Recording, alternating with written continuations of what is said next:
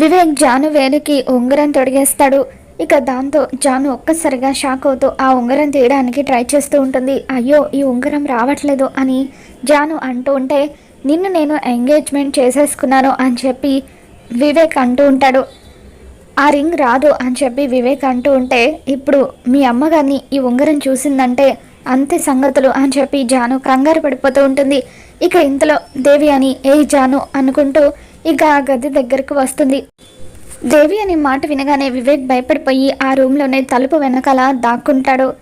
ఏ జాను, మొన్న నా ear buds తీసుకున్నావు కదా, ఇవ్వు అని చెప్పి దేవి అని అడుగుతూ ఉంటుంది.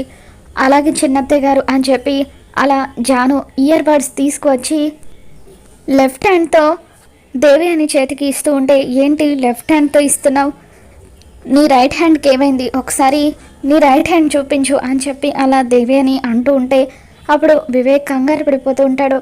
మరి వీడియో నచ్చినట్లయితే తప్పకుండా లైక్ చేయండి.